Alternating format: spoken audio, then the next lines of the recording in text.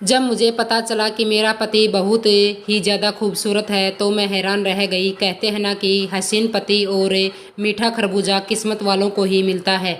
मेरा पति वाकई में बहुत ही खूबसूरत था, अमीर भी बहुत था और बहादुर भी। सुना था कि उसका किसी के साथ बहुत बड़ा झगड़ा हुआ था, लेकिन उसने उसकी ऐसी पिटाई की कि सारे शहर ने देखा। उसके तो वीडियो भी बनी हुई थी जो एक वेबसाइट पर पड़ी थी और लोगों ने बड़े बड़े कमेंट्स किए थे, यानी एक मशहूर और खूबसूरत और बहादुर इंसान से मेरी शादी हो रही थी। उसका नाम अथर्व था। नाम भी क्या खूब था। मैं बहुत खुश हो गई। मैं भी किसी से कम नहीं थी, बहुत ज़्यादा हसीन और खूबसूरत थी। हमारी जोड़ी अच्छी बनी थी, बल्कि अभी भी अगर देखा जाए तो मैं ज़्यादा खूबसूरत थी। खैर, शादी की तैयारी होने लगी और मेरी शादी हो गई। जब मैं इस घर में गई तो उन्होंने मुझे इतने अच्छे से अपनाया कि सारे शहर ने देखा। हमारी शादी शहर की बड़ी शादियों में से एक थी।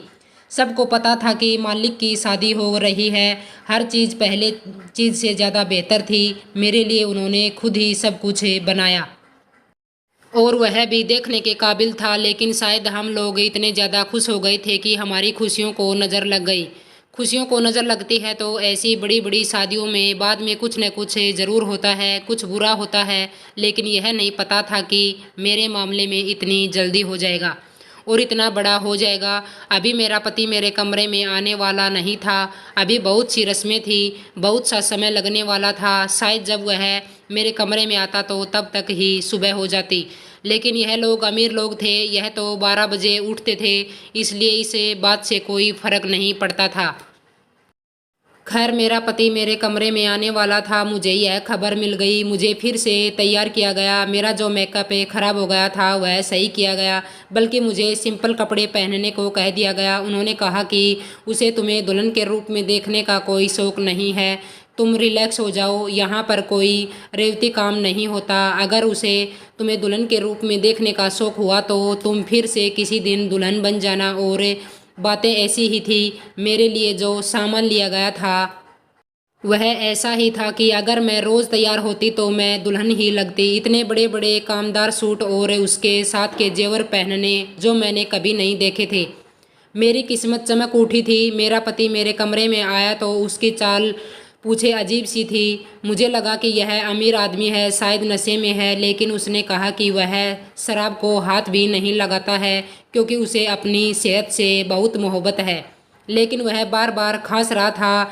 कभी अपने मुंह पर हाथ लगाता, कभी पेट पर। कहने लगा कि मुझे इतनी मिठाई खिला दी गई थी, लगता है मेरे पेट में कोई गड़बड़ होने वाली है। मैं इस बात पर मुस्कुरा दी। अभी उसने मेरा हाथ ही पकड़ा था कि उसे अचानक से उल्टी आ गई और वह बेहोश हो गया। मैं पूरी तरह घबरा गई। मैंने तुरंत लोगों को बुला लिया, उसे अस्पताल ले गए। मुझे साथ नहीं जाने दिया, लेकिन पता चला कि रास्ते में उसकी तबीयत बहुत खराब हो गई थी और डॉक्टर ने ऐसी बात बताई, हम सब के कदमों तले से ज़मीन निकल गई। मैं अपनी बहनों में से सबसे खूबसूरत थी।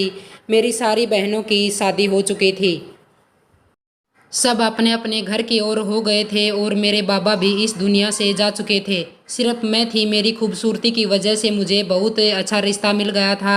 मैं अपने दूल्हे का इंतज़ार कर रही थी। पता नहीं उसकी तबीयत कैसे खराब हो गई। यह सब कुछ इतना अजीब था। लोग कहते हैं कि शादी के अगले दिन दुल्हन अस्पताल जाती है, लेकिन यहाँ पर तो मेरा पति शादी की रात में ही अस्पताल चला गया था। यह लोग पढ़े लिखे, समझदार थे, अमीर थे, इसलिए ऐसी वैसी बात नहीं कर रहे थे। लेकिन क्या पता दिल में सोच रहे हों कि कहीं मैंने ही तो कुछ नहीं किया। पर जब डॉक्टर ने हमें यह बताया कि उसे जहर दिया गया है तो मेरे कदमों तले से ज़मीन ही निकल गई। भला मैं अपने पति को जहर क्यों देती? मुझ पर किसी का शक ही नहीं था और मैंने ऐसा किया भी नहीं था। पर यह किसने किया था? खैर, जिसने भी किया था वह बचने वाला नहीं था। हमें उसे बाद में पढ़ ही लेते। अब सब मेरे पति की ज़िंदगी की दुआ करने लगे और मैं समझ गई कि मुझे नज़र लग गई है। अब तो बस एक भगवान से ही दुआ कर रही थी। लेकिन मेरा पति इस दुनिया से चला गया। उसे इतना ज़्यादा जहर दे दिया गया था कि उसके जिस्म के सारे ज़रूरी अंग फैल हो गए थे और उसे आखिरी वक्त में कुछ ही बोलने तक की मोहलत न मिली। मेरे नसीबों को आग लग गई थी। मेरे हाथों पर अभी सुहाग की मेहंदी लगी थी, आंखों में ख्वाब थे, दिल में अरमान थे। मैं तो अभी कुछ घंटे की दुल्हन थी कि मेरा दूल्हा इस दुनिया से चला गया। मुझे डायन कहने लगे, मुझे बुरा भला कहने लगे कि यह सब कुछ मेरी वजह से हुआ है। यह एक ऐसा हादसा था जो ज़्यादातर लोगों के साथ नहीं होता, और जब होता है तो जो मर जाए उसके साथ दूसरा भी मर जाता है, क्योंकि दुनिया वाले उसे जीने नहीं देते। मेरे पति की आखिरी रस्में पूरी कर दी गई तो फिर सभी इस बात पर अड़ बैठ गए कि आखिर यह सब कुछ हुआ कैसे। उन्होंने कहा कि वह तो अच्छा बना दुल्हन के कमरे में गया था, लगता है दुल्हन ने कुछ किया है, शायद यह हमारे दुश्मनों की भेजी हुई है। हमारे तो इतने सारे दुश्मन हैं, उन सब ने यह इल्ज़ाम मुझ पर लगा दिया। मैं देखती रह गई, चिल्लाती रह गई, पर कुछ ना कर पाई। मेरे माँ पापा भी मेरे लिए कुछ ना कर सके। बाप दुनिया में था नहीं, और माँ बेचारे क्या करती। अगर मेरी माँ किसी बहुत बड़े पद पर होती, बहुत अमीर होती, वह शायद मुझे तब भी नहीं बचा पाती, क्योंकि इन लोगों के हाथ बहुत लंबे थे। लेकिन मेरी माँ तो एक आम औरत थी, जिसे स्कूल में पढ़ा पढ़ा के अपनी सारी बेटियों की शादी की थी, और जो इस बात पर खुश थी कि चलो एक बेटी इतने अच्छे घर में चली गई तो बाकियों का भी ख्याल करेगी। लेकिन मेरा घर तो उजड़ गया था। मैं जेल चली गई। जब जेल में दाखिल हुई तो सब लोगों ने मुझे अजीब नज़रों से देखा और दुदकारा। एक औरत मेरे पास आई और उसने मुझे बालों से पकड़ के ज़मीन पर धक्का दे दिया। उसने कहा कि हम सब यहाँ पर गुनाह करके ही पहुँचे, हमने कोई ना कोई बड़ा काम किया, लेकिन अपने ही पति को शादी की रात जहर देना एक निहायत ही घटिया काम है। तू तो इतनी खूबसूरत है, लगता है तेरा किसी और के साथ चक्कर था, तभी तो तूने अपने पति को मार डाला। अपने आशिक के साथ मिलकर अपने पति को कहानी में से निकाल के बाहर फेंका। मैंने कहा कि मैं ऐसा कुछ नहीं किया। लोगों ने मुझे न सिर्फ एक कातिल बल्कि बदकिरदार भी जाना, और कहा कि इसी ने अपने पति को इसलिए मारा क्योंकि इसका चक्कर किसी और के साथ होगा। यह बातें सिर्फ जेल के अंदर नहीं बल्कि बाहर भी हो रही थी। मेरी कहानी बन गई थी, मेरी ज़िंदगी बर्बाद हो गई थी। लोगों की ज़ुबान पर सिर्फ मेरी बात थी, और यह जब तक लोगों को दूसरा काम में मिलता वह मुझे ही डिस्कस कर रहे थे। सब कह रहे थे कि लगता है लड़की का किसी और के साथ चक्कर था। मेरी माँ को यह सब सुनना पड़ रहा था। मेरी बहनों के घर में उनको भी ताने सुनने पड़ रहे थे। अपने पति को जहर दे दिया, उनकी ज़िंदगी भी मुश्किल हो रही थी, और मैं दिन रात रोने के अलावा और कुछ नहीं कर सकती थी। फिर मेरी ज़िंदगी में एक अजीब सी रात आई। वह जेल की जेलर थी। वह बड़ी अजीब सी औरत थी, बहुत लंबे कद की थी और ज़रा सी बात पर हाथ उठाती थी। थोड़ी सी गलती होती तो माफ़ नहीं करती थी। एक दिन वह मेरी कोठरी में आई। मैं फ़िलहाल इस कोठरी में अकेली थी क्योंकि मेरे साथ कोई औरत नहीं थी। उसने कहा कि तेरा नाम ही है रोमा। मैंने कहा कि जी। वह बोली, वही जो अपने पति को मार कर आई है। मैंने कहा कि नहीं, मैं अपने पति को नहीं मारा, उसको किसी दुश्मन ने जहर दिया था। मैं तो उसको दिल से अपना हमसफ़र मानती थी, ऐसा क्यों करती भला। उसने कहा कि सफाई नहीं चाहिए मुझे, मेरे साथ है, मेरे कमरे में आ जा। मैं उसके कमरे में गई तो वहाँ पर बहुत रोशनी थी। उसने मुझे गौर से देखा। उसने कहा कि तो तुम कितनी खूबसूरत हो। खैर, अब तूने मारा हो या किसी और ने, वह तो मर गया है।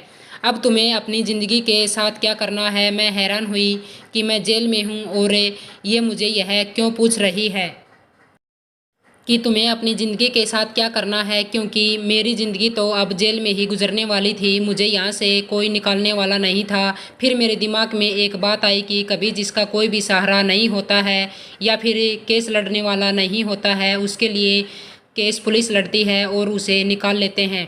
शायद मेरी ज़िंदगी में कुछ बेहतरीन आ जाते। मैंने कहा कि मैं यहाँ से निकालना चाहती हूँ, अपनी ज़िंदगी जीना चाहती हूँ। वह कुछ खा रही थी और मेरी बात सुन रही थी, और ऐसे खा रही थी जैसे कोई जानवर खाता है। चिकन की बोटियाँ हाथ में उठाकर अपने मुंह से नोच नोच कर खाने में बिजी थी। उसने कहा, और क्या करना चाहती है। मैंने कहा, मेरी माँ अकेली है, मेरी सारी बहनें अपने घर की हो गई हैं, मैं अपनी माँ के साथ जाकर रहूँगी। मैं अपनी सभी बहनों से ज़्यादा पढ़ी लिखी भी हूँ, कोई नौकरी कर लूँगी। उसने कहा, और क्या करेगी। मैंने कहा, और अपनी माँ का ख्याल रखूँगी, और ज़माने में जो मेरे खिलाफ़ बातें हो रही हैं उन्हें गलत साबित करूँगी। उसने कहा, अच्छा धंधा करेगी। जब उसने यह बात की तो मैं हैरान रह गई।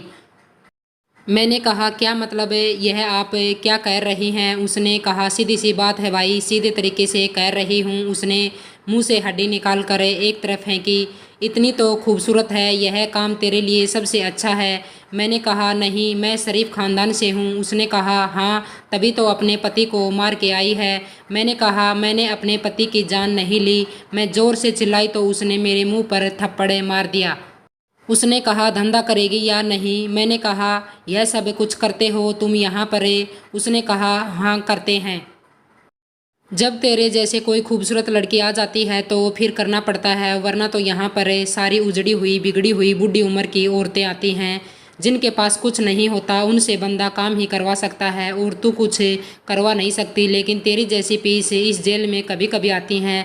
हम हाथ से मौका जाने नहीं देना चाहते। हमारी पगार से तो हमारा 10 दिन का खर्चा भी नहीं निकलता। इधर उधर से जुगाड़ करना पड़ता है बेबी, यही दुनिया है। मैंने कहा नहीं नहीं, मैं ऐसा कोई काम नहीं करूँगी। अगला पार्ट देखने के लिए चैनल को सब्सक्राइब करें।